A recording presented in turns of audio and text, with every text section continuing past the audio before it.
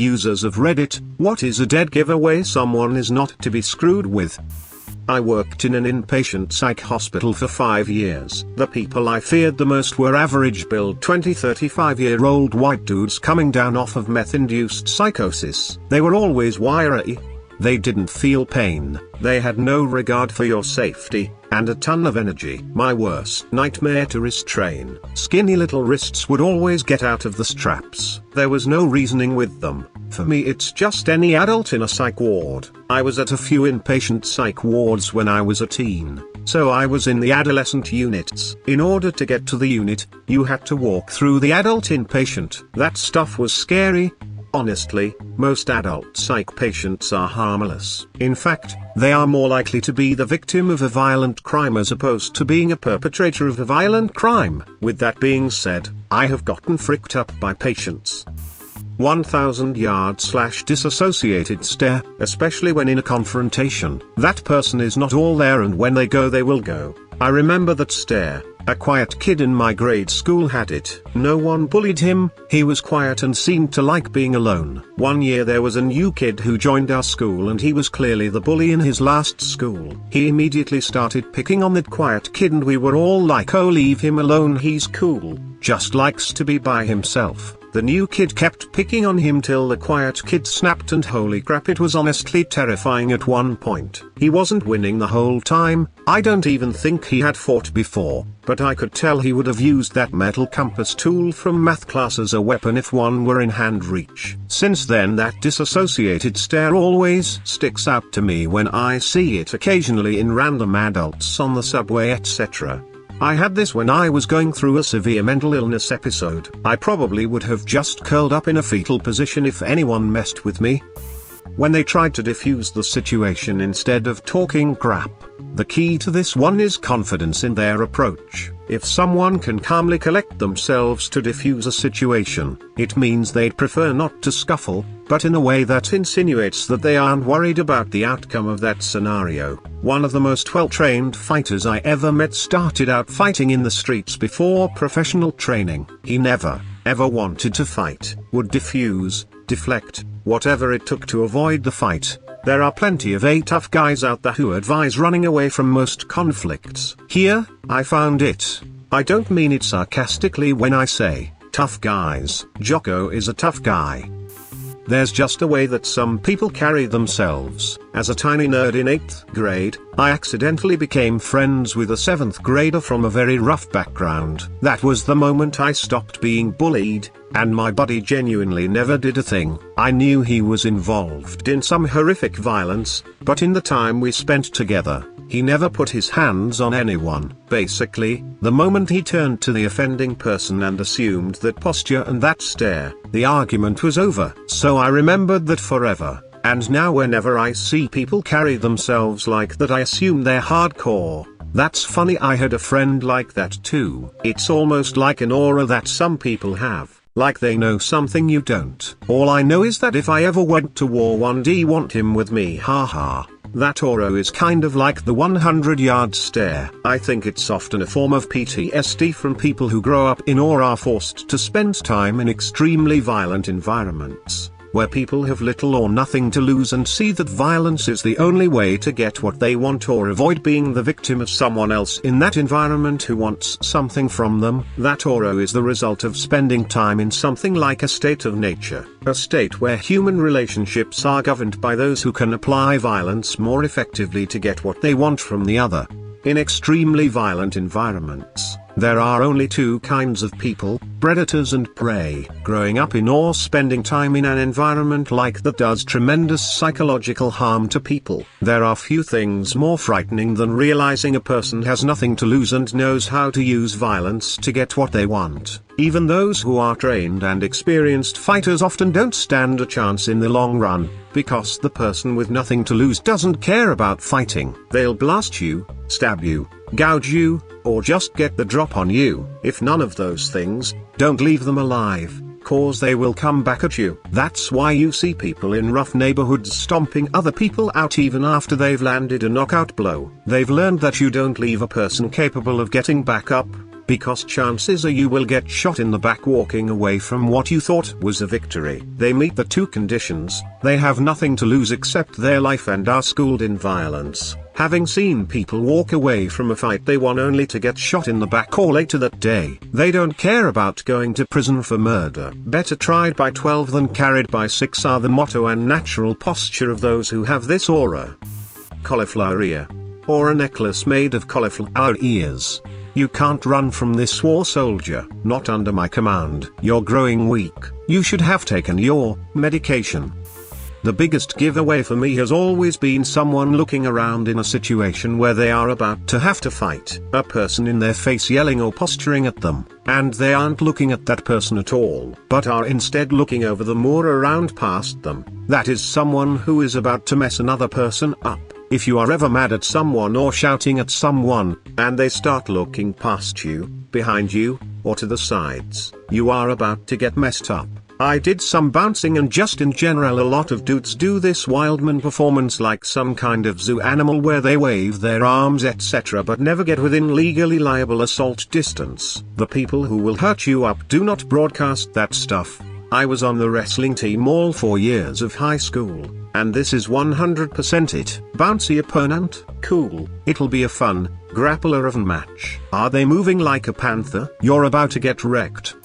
Spent a large chunk of my teenage years in juvenile correctional facilities and getting into stupid fights. Between ages 14 to 20 I had been in more fist fights than some UFC fighters, quantity not quality. I have nerve damage in my hands and they get stiffer and clumsier as I get older, had to pick up painting miniatures to keep fine motor control. I have tattoos to cover the scars at work, IT job. With that I have learned, 1. Loud guys are soft guys.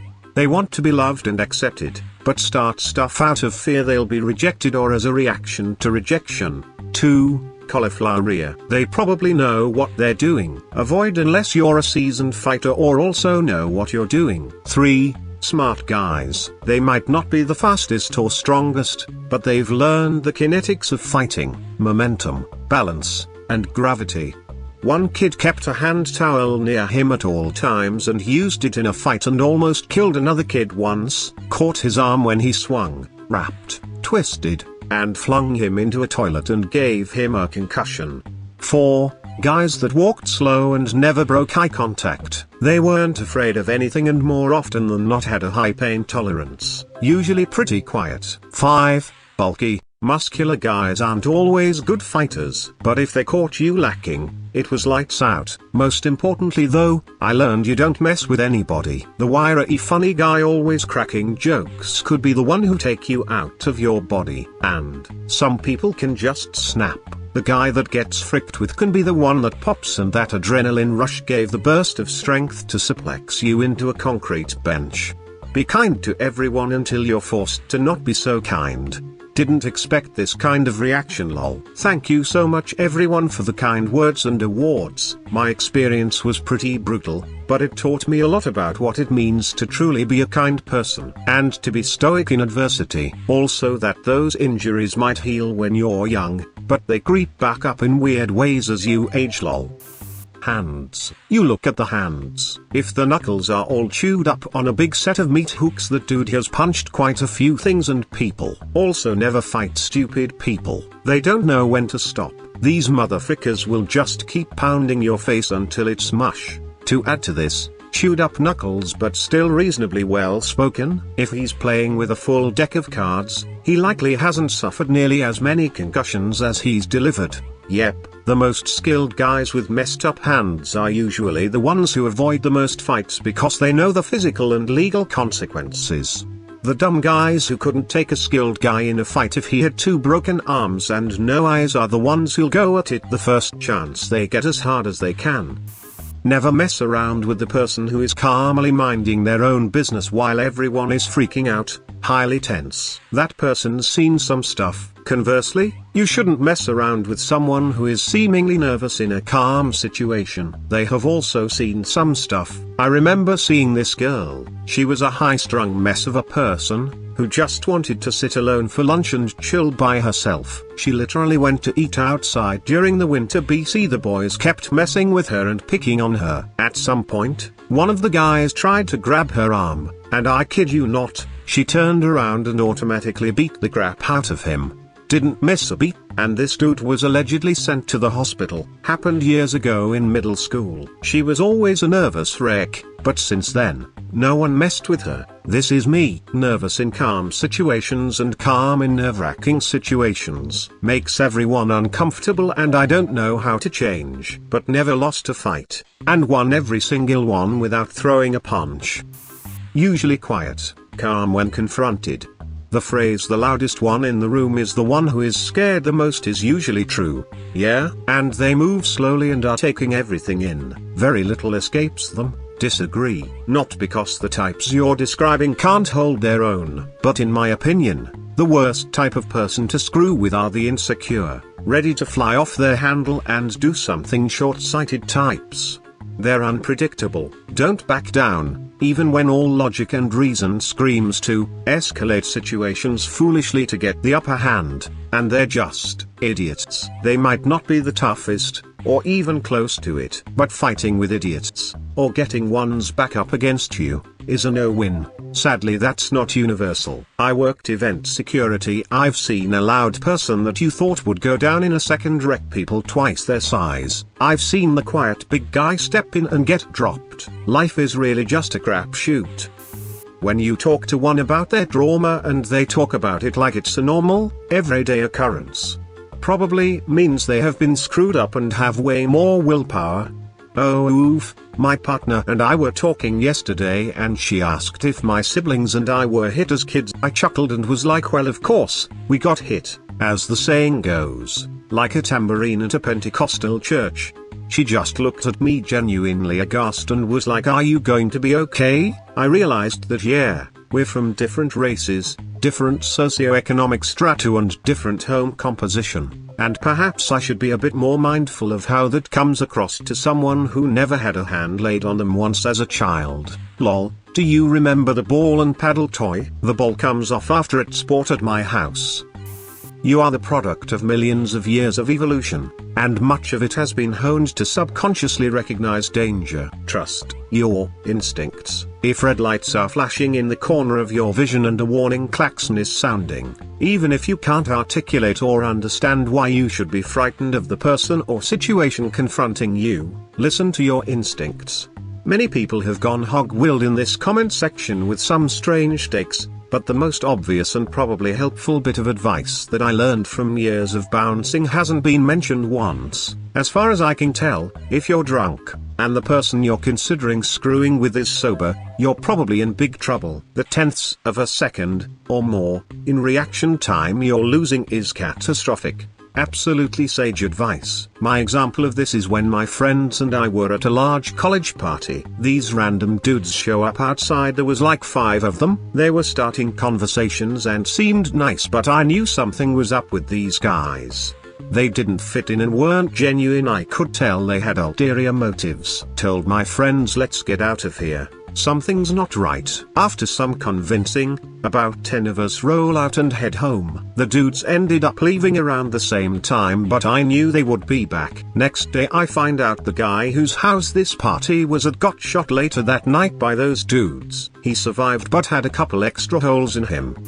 Went to college with a guy named Dave. Real quiet dude, didn't contribute much, but he just had this air of don't mess with me about him. Helped that he was over 6 feet and built like the proverbial brick house. He was an older student, trying to get into AIT and a total beginner, so I'd occasionally help him with his coursework. If I'm honest, I was terrified of the guy, but he was always super polite to me. I was about 17 at the time and 150 pounds, soaking wet. One day, couple of other kids randomly decided it'd be fun to push me around. A shadow appeared between us. Don't mess with him, I like him. They scattered. You alright, mate? Thanks Dave. Hope whatever you're up to now you're still being an intimidating gentle giant. I used to work at a Jimmy John's that was open late for the post-bar rush. There was one of the smaller guys, maybe 5'6" or 5'7" and not super muscular, who came in sometimes. When he came in the daytime, he was quiet, sat by himself eating, and left. One time he came in around 2:30 a.m. He was definitely on something, wild eyes, and just wired as heck. Coke or meth is my guess. He walked up to me, just vibrating with energy and this creepy huge grin on his face, and showed me that his knuckles were just covered in blood. Hard to say if he punched a wall and it was his blood, or some other poor person's blood. He jumped up and down and whooped a few times, then reached into his mouth and pulled out some weird removal dental thing he had going on, threw it across the restaurant, giggled maniacally, went and got his retainer or whatever and put it back in his mouth without cleaning it and left. I'm still a little surprised he didn't just murder someone in the store right there. Insane.